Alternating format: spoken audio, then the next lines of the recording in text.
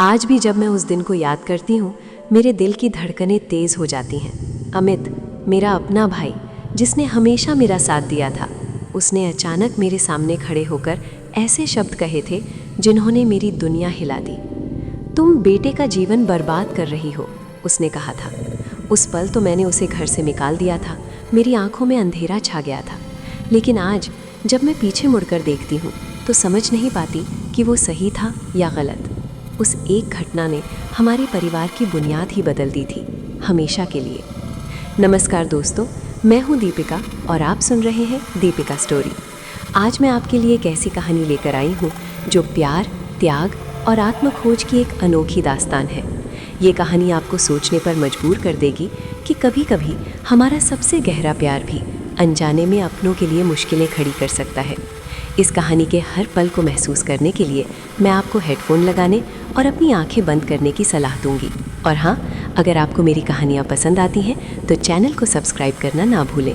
तो चलिए शुरू करते हैं आज की कहानी।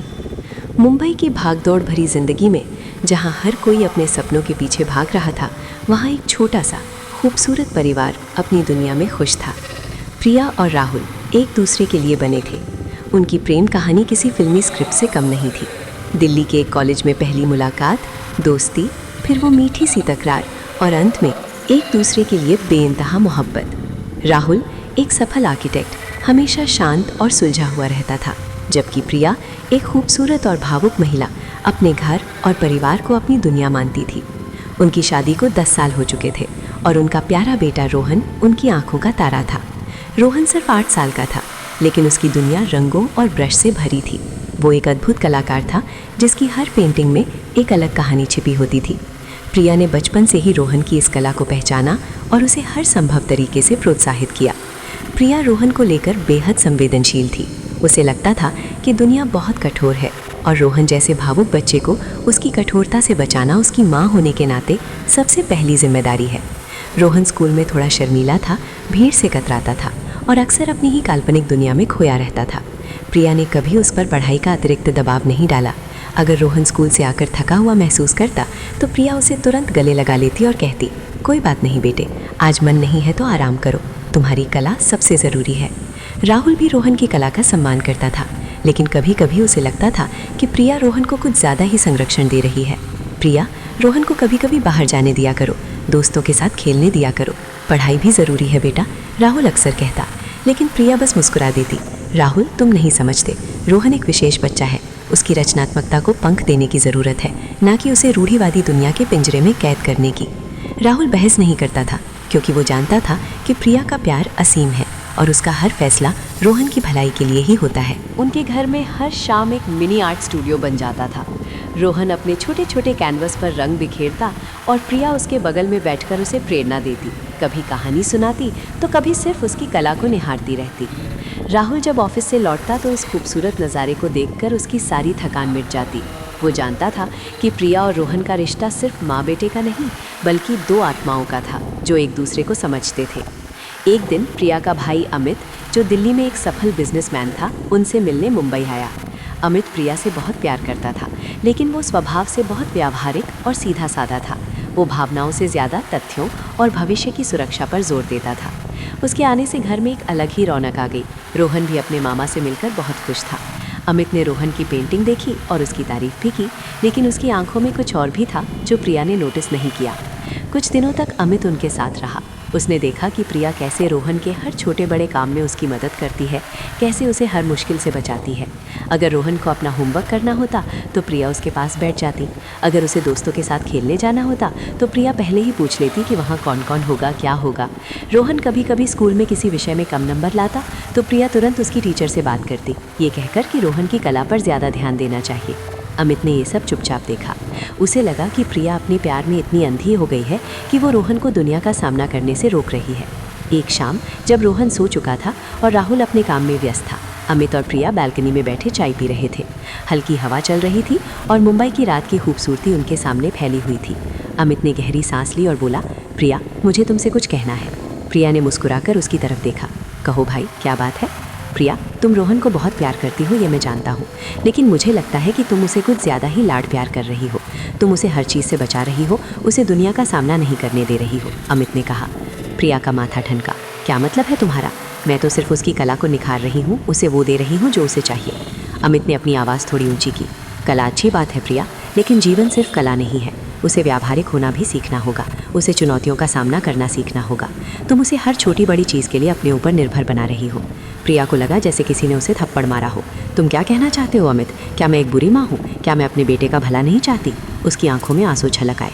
मैं ये नहीं कह रहा हूँ कि तुम बुरी माँ हो, अमित ने कहा। उसकी आवाज़ में थोड़ी नरमी आई। लेकिन तुम उसे इतना संरक्षण दे रही हो कि वो कमज़ोर होता जा रहा है। उसे पता ही नहीं कि दुनिया क्या होती है। कल को जब तुम्हें सहारा देने वाला कोई नहीं होगा या जब उसे अकेले फैसले लेने होंगे, तब वो क्या करेगा? उसे पता ही नहीं कि संघर्ष क्या होता है। प्रिया का दिल जल उठा। तुम क्या जानते हो मेरे प्यार के बारे में? तुम तो सिर्फ पैसे और व्यापार की भाषा समझते हो। तुम नहीं जानते कि रोहन कितना संवेदनशील है, उसे मेरी ज़रूरत है। अमित ने एक पल के लिए अपनी आंखें बंद की, फिर उन्हें खोला और सीधे प्रिया की आंखों में देखते हुए कहा, प्रिया, आज भाई ने मुझे चुपके से बताया, तुम बेटे का जीवन बर्बाद कर रही हो। तुम उसे इतना कमज़ोर बना दोगी कि वो कभी आत्मनिर्भर नहीं बन पाएगा। तुम उसे दुनिया के लिए तैयार नहीं कर रही हो, बल्कि उसे दुनिया से बचा रही हो, और ये उसे बर्बाद करने जैसा ही है। ये शब्द प्रिया के कानों में शीशे की तरह चुभ गए। बर्बाद कर रही हो? उसकी आवाज़ कांप रही थी। तुम मेरे बारे में ऐसा सोच के कैसे सकते हो? मेरे प्यार को तुम बर्बादी कहते हो? तुम्हें कोई हक नहीं है मेरे बेटे के बारे में ऐसा कहने का। तुम जाओ यहाँ से, अभी के अभी जाओ। प्रिया का चेहरा गुस्से से लाल हो गया था। उसे लगा कि उसके अपने भाई ने उसके सबसे पवित्र रिश्ते, उसकी ममता पर सवाल उठाया है। अमित कुछ देर तक चुपचाप प्रिया को देखता रहा। उसकी आंखों में दुख था, लेकिन उसने कुछ और नहीं कहा। वो उठा, अपना सामान पैक किया और अगली सुबह बिना किसी से कुछ कहे दिल्ली के लिए निकल गया। राहुल ने प्रिया को समझाने की कोशिश की। प्रिया, अमित शायद सही तरीके से नहीं कह पाया, लेकिन उसका इरादा गलत नहीं था। वो तुम्हारा भाई है। लेकिन प्रिया ने उसकी एक न सुनी। तुम भी वही सोचते हो? तुम भी मुझे गलत समझते हो? मैं अकेली हूँ इस दुनिया में जो रोहन को समझती है। अमित के जाने के बाद प्रिया के दिल में एक गहरा जख्म बन गया। उसे लगा कि उसके अपने ही लोग उसे नहीं समझते। उस दिन के बाद से प्रिया और भी ज़्यादा रोहन पर ध्यान देने लगी। उसने अपनी सारी ऊर्जा रोहन की कला को निखारने में लगा दी, जैसे कि वो अमित को और दुनिया को ये साबित करना चाहती हो कि वो सही थी। उसने रोहन को एक ऑनलाइन आर्ट प्रतियोगिता में दाखिल करवाया और रोहन ने शानदार प्रदर्शन किया, पहला इनाम जीता। प्रिया का सीना गर्व से चौड़ा हो गया। देखो राहुल, देखो अमित, मेरा रोहन कितना प्रतिभाशाली है, उसने मन ही मन सोचा। लेकिन अमित के शब्द उसके अवचेतन मन में कहीं गहरे बैठ गए थे। रात को जब वो रोहन को सोता हुआ देखती तो उसे अमित के शब्द याद आते।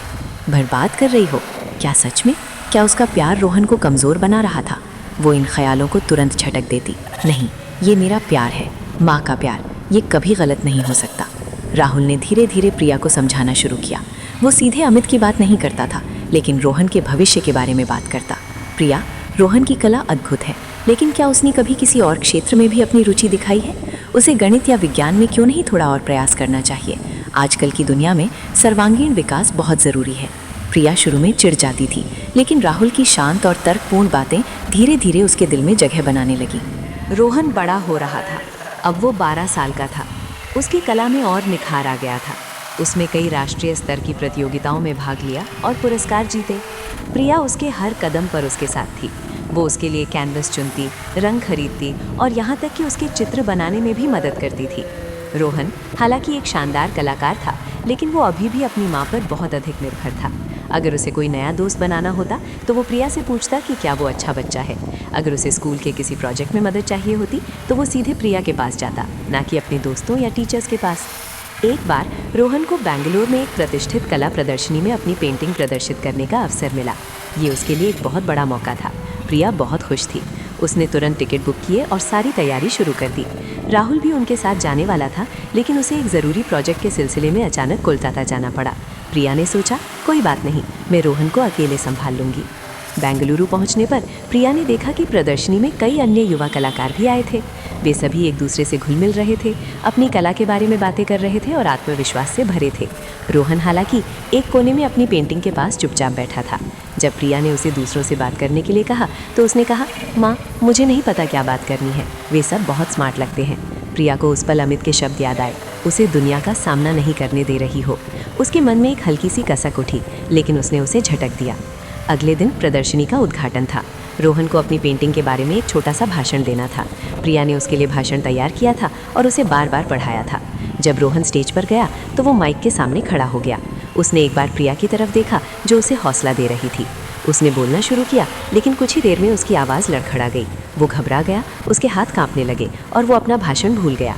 कुछ देर तक वो सिर्फ हकलाता रहा, फिर उसकी आंखों में आंसू आ गए और वो स्टेज से नीचे भाग आया। प्रिया तुरंत उसके पास दौड़ी और उसे गले लगा लिया।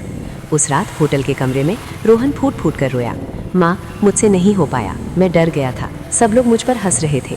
प्रिया उसे चुप कराती रही, लेकिन उसके अपने दिल में भी एक तूफान उठ रहा था। उसने अपने बेटे को इतना लाड प्यार दिया था कि वो एक छोटी सी चुनौती का भी सामना नहीं कर पाया था। क्या अमित सही था? क्या उसका प्यार जो उसने सोचा था कि रोहन को मजबूत बना रहा है, वास्तव में उसे कमज़ोर कर रहा था? अगले कुछ दिनों तक प्रिया ने रोहन को शांत और उदास देखा। वो अपनी कला में भी पहले जैसा उत्साह नहीं दिखा रहा था। उसने किसी से बात करना बंद कर दिया था। प्रिया ने महसूस किया कि ये सिर्फ भाषण भूलने का डर नहीं था, ये आत्मविश्वास की कमी थी जो उसके हर पहलू को प्रभावित कर रही थी। उसने देखा कि रोहन को अपनी माँ के बिना एक कदम चलना भी मुश्किल लगता था। अगर उसे कोई फ़ोन कॉल करना होता तो वो प्रिया से कहता, अगर उसे अपनी पेंसिल छीलनी होती तो भी वो प्रिया का इंतज़ार करता। मुंबई लौटने पर प्रिया राहुल के पास गई। उसकी आंखों में आंसू थे। राहुल, मुझे लगता है अमित सही था। मैंने रोहन का जीवन बर्बाद कर दिया है। मैंने उसे इतना लाड प्यार दिया कि वो दुनिया के लिए तैयार ही नहीं है। वो अब किसी भी चुनौती का सामना नहीं कर पाता, वो डरता है। राहुल ने उसे गले लगा लिया। नहीं प्रिया, तुमने उसे बर्बाद नहीं किया है, तुमने उसे बहुत प्यार दिया है। हर माँ अपने बच्चे के लिए यही करती है। बस कभी कभी हम अपने प्यार में इतना डूब जाते हैं कि बच्चे को खुद से कुछ सीखने का मौका ही नहीं दे पाते। प्रिया ने रोते हुए कहा, लेकिन मैं अब क्या करूं? मैंने उसे इतना निर्भर बना दिया है कि वो कभी आत्मनिर्भर नहीं बन पाएगा। राहुल ने उसे समझाया, अभी भी देर नहीं हुई है, हम मिलकर उसे बदल सकते हैं। हम उसे धीरे धीरे जिम्मेदारियां देना शुरू करेंगे, उसे छोटी छोटी चुनौतियों का सामना करने देंगे, उसे समझाएंगे कि असफलता भी सीखने का एक हिस्सा है। प्रिया ने अमित को फ़ोन किया। उसकी आवाज़ कांप रही थी। अमित, मैं तुमसे माफ़ी चाहती हूँ। उस दिन तुमने जो कहा था, मुझे लगता है तुम सही थे, मुझे माफ़ कर दो। अमित की तरफ से कुछ देर तक खामोशी रही। फिर उसकी आवाज़ आई, प्रिया, तुम मेरी छोटी बहन हो। मैं जो भी कहता हूँ तुम्हारे और रोहन के भले के लिए ही कहता हूँ। मुझे पता था कि एक दिन तुम्हें मेरी बात समझ आएगी। उस पल प्रिया को लगा जैसे उसके दिल का एक बड़ा बोझ हल्का हो गया हो। अगले कुछ महीनों में प्रिया ने अपने आप में और रोहन के साथ अपने रिश्ते में बदलाव लाना शुरू किया। ये आसान नहीं था। रोहन को आदत थी कि उसकी माँ हर काम में उसकी मदद करे। जब प्रिया ने उसे अपना कमरा साफ करने, अपनी किताबें व्यवस्थित करने और अपने छोटे मोटे फैसले खुद लेने के लिए कहा तो रोहन ने विरोध किया। वो रोया, उसने नाराज़गी दिखाई। प्रिया का दिल टूट जाता, लेकिन राहुल उसे मजबूत रहने के लिए कहता। प्रिया ने रोहन को नए दोस्त बनाने के लिए प्रोत्साहित किया। उसने उसे अलग अलग गतिविधियों में शामिल करवाया जहां उसे दूसरों के साथ काम करना पड़े। उसने उसे एक समर कैंप में भेजा जहां उसे अपनी कला के साथ साथ अन्य कौशल भी सीखने को मिले। रोहन शुरू में बहुत घबराया हुआ था, लेकिन प्रिया ने उसे समझाया कि वो वहाँ नई चीज़ें सीखेगा और मजबूत बनेगा। धीमे धीमे रोहन में बदलाव आने लगा। उसने अपनी जिम्मेदारियां निभाना शुरू किया। वो अब अपनी छोटी छोटी समस्याओं के लिए प्रिया पर निर्भर नहीं रहता था। उसने स्कूल में भी ज़्यादा आत्मविश्वास दिखाना शुरू किया। एक दिन रोहन स्कूल से घर आया और प्रिया से बोला, माँ, आज मैंने अपनी क्लास में एक कहानी सुनाई। मैं बिल्कुल नहीं डरा और सब लोगों ने मेरी तारीफ़ की। प्रिया की आंखों में खुशी के आंसू आ गए। वो जानती थी कि ये सिर्फ एक कहानी नहीं थी, ये उसके बेटे के आत्मविश्वास की जीत थी। रोहन ने अपनी कला को भी नई तरीके से देखना शुरू किया। वो अब सिर्फ सुंदर पेंटिंग ही नहीं बनाता था, बल्कि अपनी कला के ज़रिए अपने विचारों और भावनाओं को भी व्यक्त करता था। उसकी पेंटिंग में अब एक नई गहराई और परिपक्वता आ गई थी। उसने सीखा कि कला सिर्फ रंगों का खेल नहीं, बल्कि जीवन के अनुभवों का प्रतिबिंब भी है। आज रोहन 18 साल का हो चुका है। वो मुंबई के एक प्रतिष्ठित आर्ट कॉलेज में पढ़ रहा है।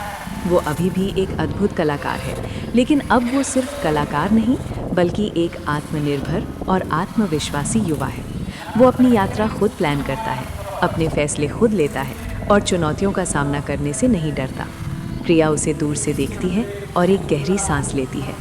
वो अक्सर उस दिन को याद करती है जब अमित ने उसे वो शब्द कहे थे, तुम बेटे का जीवन बर्बाद कर रही हो। उस पल उसे अमित से नफरत हो गई थी, लेकिन आज वो जानती है कि अमित का प्यार कठोर था लेकिन सच्चा था। उसने प्रिया को एक ऐसी सच्चाई से रूबरू कराया था जिसे वो अपने प्यार की चादर के नीचे छिपाई हुई थी। उसने प्रिया को मजबूर किया था कि वो अपने प्यार के तरीके पर सवाल उठाए, और यही सवाल उसकी और रोहन की दुनिया के लिए सबसे बड़ा वरदान साबित हुआ। आज भी जब प्रिया राहुल के साथ बैठी होती है और रोहन को अपनी दुनिया में मज़े करते हुए देखती है तो वो सोचती है, क्या अमित गलत था या सही? उसके शब्द भले ही कठोर थे, लेकिन क्या उनका परिणाम गलत था? शायद जीवन में कुछ सच्चाइयाँ इतनी कड़वी होती हैं कि उन्हें स्वीकार करना मुश्किल होता है, लेकिन वही सच्चाइयाँ हमें और हमारे अपनों को मजबूत बनाती हैं। प्यार कई रूपों में आता है, कभी लाड़ प्यार के रूप में, तो कभी कठोर सच्चाई के रूप में, और कभी कभी सबसे कठोर सच्चाई ही सबसे बड़ा प्यार साबित होती है। ये कहानी हमें सिखाती है कि प्यार कितना भी गहरा क्यों ना हो, हमें अपने अपनों को इतना मजबूत बनाना चाहिए कि वे खुद दुनिया का सामना कर सकें।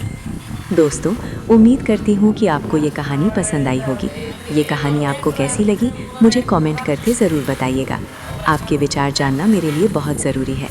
अगर आपको ये कहानी अच्छी लगी हो तो इसे लाइक करें, अपने दोस्तों और परिवार के साथ शेयर करें, और दीपिका स्टोरी चैनल को सब्सक्राइब करना ना भूलें।